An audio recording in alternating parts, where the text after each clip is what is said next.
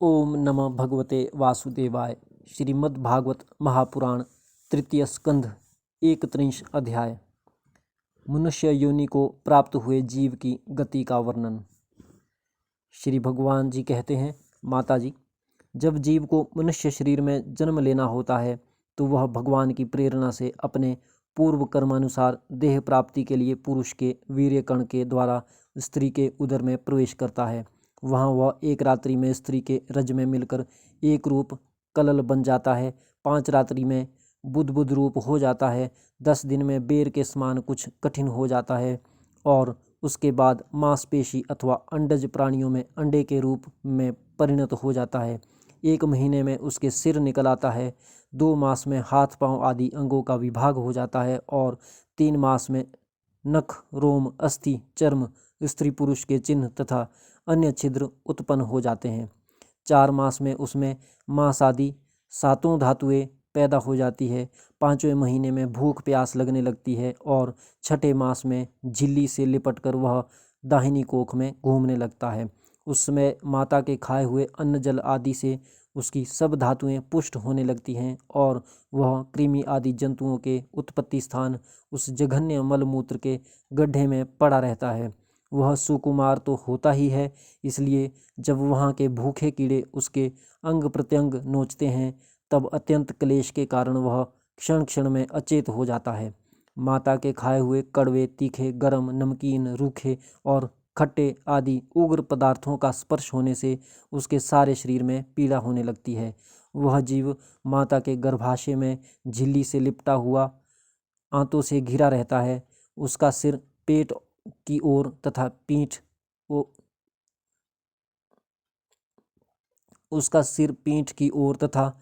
पीठ और गर्दन कुंडलाकार मुड़े रहते हैं। वह पिंजड़े में बंद पक्षी के समान पराधीन एवं अंगों को हिलाने डुलाने में भी असमर्थ रहता है। इसी समय अदृष्ट की प्रेरणा से उसे स्मरण शक्ति प्राप्त होती है। तब अपने सैकड़ों जन्मों के कर्म याद आ जाते हैं और वह बेचैन हो जाता है तथा उसका दम घुटने लगता है। ऐसी अवस्था में उसे क्या शांति मिल सकती है। 7वां महीना आरंभ होने पर उसमें ज्ञान शक्ति का भी उन्मेष हो जाता है, परंतु प्रसूति वायु से चलायमान रहने के कारण वह उसी उदर में उत्पन्न हुए विष्ठा के कीड़ों के समान एक स्थान पर नहीं रह सकता। तब सप्त धातु में स्थूल शरीर से बंधा हुआ वह देहात्मदर्शी जीव अत्यंत भयभीत होकर दीन वाणी से कृपा याचना करता हुआ हाथ जोड़कर उस प्रभु की स्तुति करता है जिसने उसे माता के गर्भ में डाला है। जीव कहता है, मैं बड़ा अधम हूँ, भगवान ने मुझे जो इस प्रकार की गति दिखाई है वह मेरे योग्य ही है।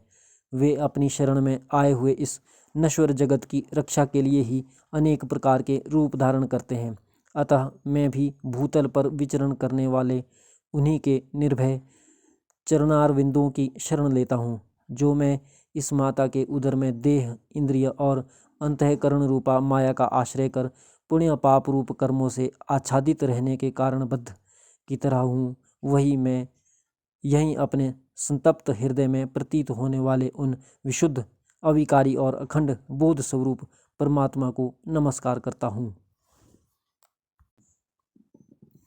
मैं वस्तुतः शरीर आदि से रहित होने पर भी देखने में 5 भौतिक शरीर से संबद्ध हूँ और इसलिए इंद्रिय, गुण, शब्द आदि विषय और चिदाभास रूप जान पड़ता हूँ।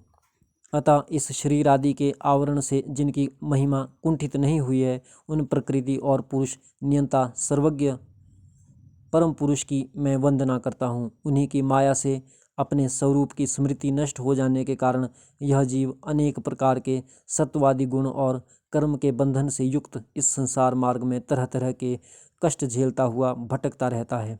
अतः उन परम पुरुष परमात्मा की कृपा के बिना और किस युक्ति से इसे अपने स्वरूप का ज्ञान हो सकता है।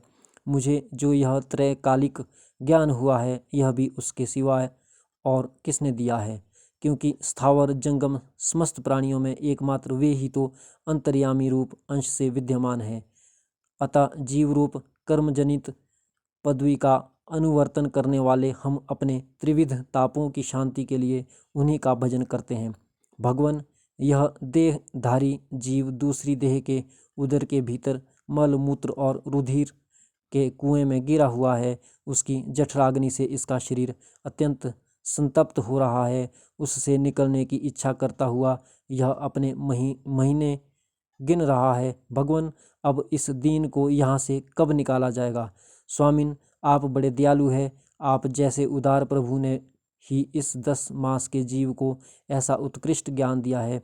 दीन बंधो, इस अपने किए हुए उपकार से ही आप प्रसन्न हों, क्योंकि आपको हाथ जोड़ने के सिवा आपके उस उपकार का बदला तो कोई दे भी क्या सकता है। प्रभु, संसार के ये पशु पक्षी आदि अन्य जीव तो अपनी मूढ़ बुद्धि के अनुसार अपने शरीर में होने वाले सुख दुख आदि ही अनुभव करते हैं, किंतु मैं तो आपकी कृपा से शम दम आदि साधन संपन्न शरीर से युक्त हुआ हूँ। अतः आपकी दी हुई विवेकवती बुद्धि से आप पुराण पुरुष को अपने शरीर के बाहर और भीतर अहंकार के आश्रयभूत आत्मा की भांति प्रत्यक्ष अनुभव करता हूँ।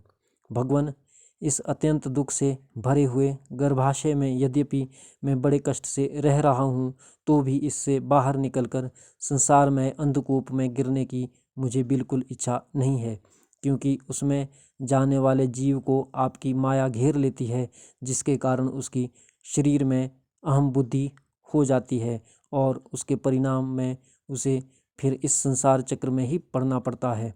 अतः मैं व्याकुलता को छोड़कर हृदय में श्री विष्णु भगवान के चरणों को स्थापित कर अपनी बुद्धि की सहायता से ही अपने को बहुत शीघ्र इस संसार रूप समुद्र के पार लगा दूंगा, जिससे मुझे अनेक प्रकार के दोषों से युक्त यह संसार दुख फिर ना प्राप्त हो। कपिल देव जी कहते हैं, माता, वह 10 महीने का जीव गर्भ में ही जब इस प्रकार विवेक संपन्न होकर भगवान की स्तुति करता है, तब उस अधोमुख बालक को प्रसव काल की वायु तत्काल बाहर आने के लिए ढकेलती है। उसके सहसा ढकेलने पर वह बालक अत्यंत व्याकुल हो नीचे सिर करके बड़े कष्ट से बाहर निकलता है, जिस समय उसके श्वास की गति रुक जाती है और पूर्व स्मृति नष्ट हो जाती है। पृथ्वी पर माता के रुधिर और मूत्र में पड़ा हुआ वह बालक विष्ठा के कीड़े के समान छटपटाता है। उसका गर्भवास का सारा ज्ञान नष्ट हो जाता है और वह विपरीत गति को प्राप्त होकर बार बार जोर जोर से रोता है। फिर जो लोग उसका अभिप्राय नहीं समझ सकते, उनके द्वारा उसका पालन पोषण होता है। ऐसी अवस्था में उसे जो प्रतिकूलता प्राप्त होती है, उसका निषेध करने की शक्ति भी उसमें नहीं होती। जब उस जीव को शिशु अवस्था में मैली कुचैली खाट पर सुला दिया जाता है, जिसमें खटमल आदि स्वेदज जीव चिपटे रहते हैं, तब उसमें शरीर को खुजलाने, उठाने अथवा करवट बदलने की सामर्थ्य न होने के कारण वह बड़ा कष्ट पाता है। उसकी त्वचा बड़ी कोमल होती है। उसे डांस, मच्छर और खटमल आदि उसी प्रकार काटते रहते हैं जैसे बड़े कीड़े को छोटे कीड़े। इस समय उसका गर्भावस्था का सारा ज्ञान जाता रहता है, सिवा रोने के वह कुछ नहीं कर सकता। इसी प्रकार बाल्य और पौगंड अवस्थाओं के दुख भोग कर वह बालक युवावस्था में पहुंचता है। इस समय उसे यदि कोई इच्छित भोग नहीं प्राप्त होता, तो अज्ञानवश उसका क्रोध उद्दीप्त हो उठता है और वह शोकाकुल हो जाता है। देह के साथ ही साथ अभिमान और क्रोध बढ़ जाने के कारण वह काम परवश जीव अपना ही नाश करने के लिए दूसरे कामी पुरुषों के साथ वैर ठानता है। खोटी बुद्धि वाला वह अज्ञानी जीव पंचभूतों से रचे हुए इस देह में मिथ्याभिनिवेश के कारण निरंतर मैं मेरेपन का अभिमान करने लगता है, जो शरीर इसे वृद्धावस्था आदि अनेक प्रकार के कष्ट ही देता है तथा अविद्या और कर्म के सूत्र से बंधा रहने के कारण सदा इसके पीछे लगा रहता है। उसी के लिए यह तरह तरह के कर्म करता रहता है, जिनमें बंध जाने के कारण इसे बार बार संसार चक्र में पड़ना होता है। सन्मार्ग में चलते हुए यदि इसका किन्हीं जिह्वा और उपस्थेंद्रिय के भोगों में लगे हुए विषयी पुरुषों से समागम हो जाता है और यह उनमें आस्था करके उन्हीं का अनुगमन करने लगता है, तो पहले के समान ही फिर नार की योनियों में पड़ता है। जिनके संग से इसके सत्य, शौच, बाहर भीतर की पवित्रता, दया, वाणी का संयम, बुद्धि, धन, संपत्ति, लज्जा, यश, क्षमा, मन और इंद्रियों का संयम तथा ऐश्वर्य आदि सभी सद्गुण नष्ट हो जाते हैं। उन अत्यंत शोचनीय स्त्रियों के क्रीड़ा मृग, अशांत, मूढ़ और देहात्मदर्शी असत पुरुषों का संग कभी नहीं करना चाहिए, क्योंकि इस जीव को किसी और का संग करने से ऐसा मोह और बंधन नहीं होता जैसा स्त्री और स्त्रियों के संगियों का संग करने से होता है। एक बार अपनी पुत्री सरस्वती को देखकर ब्रह्मा जी भी उसके रूप लावण्य से मोहित हो गए थे और उसके मृगी रूप होकर भागने पर उसके पीछे निर्लज्जतापूर्वक मृग रूप होकर दौड़ने लगे।